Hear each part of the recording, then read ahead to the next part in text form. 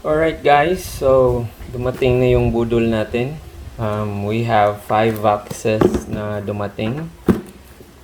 And that one plus this one. Yeah, so we have a total of 5 boxes. So nabudol tayo kaya napadami yung bili natin. So I was thinking na gawa natin ng video, unboxing video, okay? So tanggalin natin yan dyan. Tapos dyan.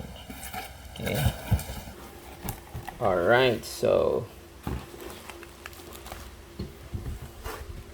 this box or batch naka-sealed to lahat, so medyo mahal to. Okay, so what we have here, oh ito pala, they're loose but mint condition, but the 4 of them is sealed there. So I will show you each mamaya. Okay guys, so the first item is the MBX Countryside 16 Chevy Colorado Xtreme. So yan yun kanya.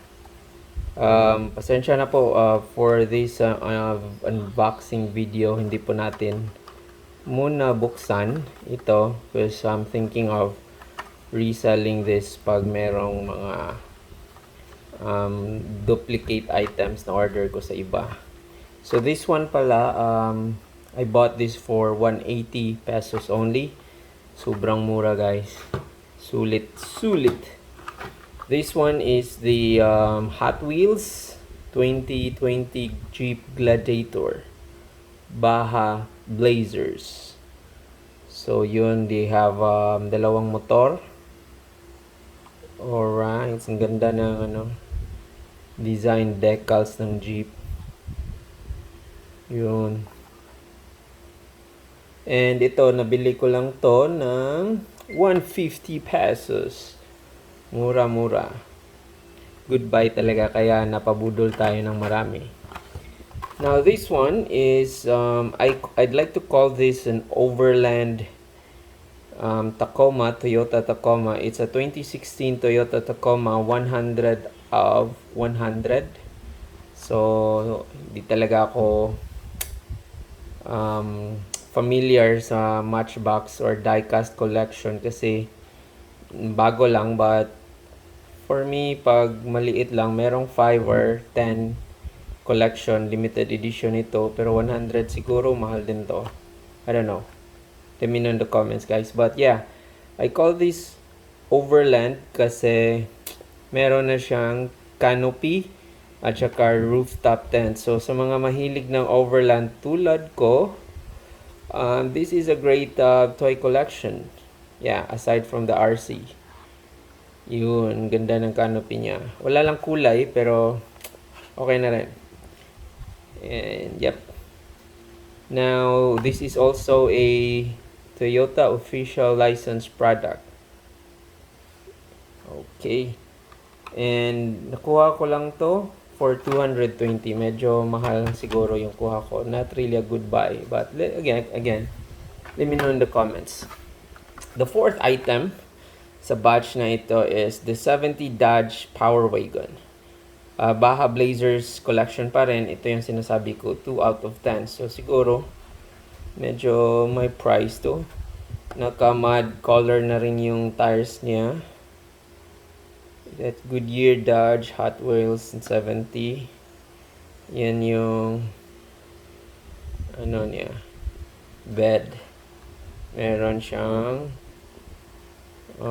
auxiliary lights sa roof. Yun. And ito nakuha ko lang to for 150 din. Alright, now let's go sa mga loose natin. Save natin yung the best for last, okay?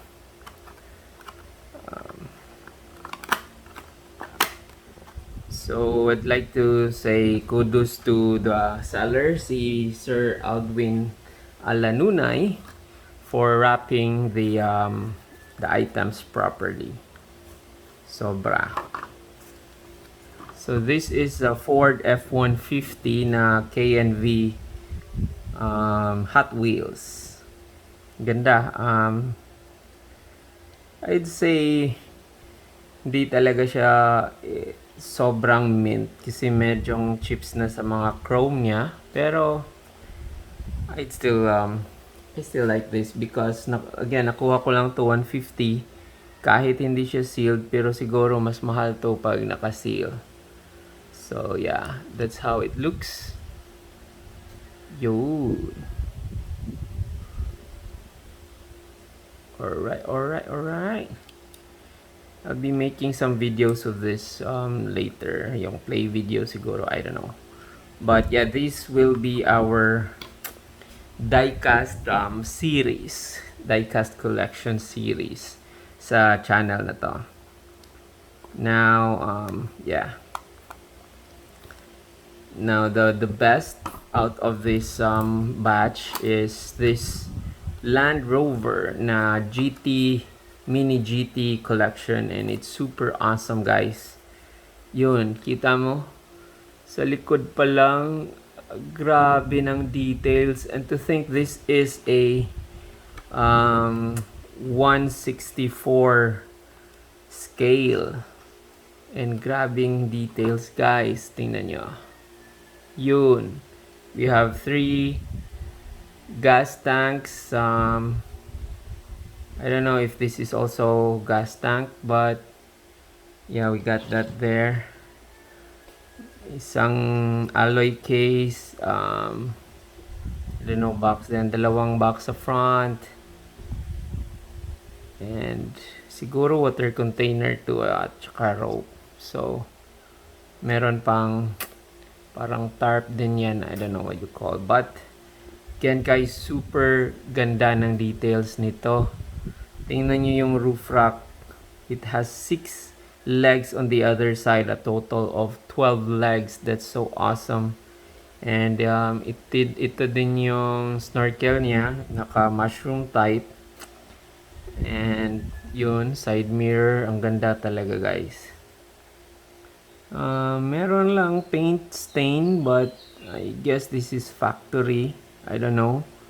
But overall condition nito, guys, it's super mint talaga. Walang gas, maybe micro gas, but I can say factory din yan. Kita mo, merong color din yung lights niya, roof lights. Super ganda talaga. Look at that. Yun, that's the other side. Yeah, no gas, maybe micro. Look at that. Look sa ano. Look at that rear details, guys. Super ganda. Sulit talaga ang bili ko nito. So I saw sa one of the posts nito, this was selling for 2,500 for a 1/64 scale mini GT. But surprisingly, since this is loose already, I only got this for 400. I don't know if natawaran ko yon, pero hindi na yata kasi super mint nga. Hindi na ako pinatawad. So again, it's awesome. Yan. Alright, so that's it, guys. I'll see you in the next video because we have more boxes to open.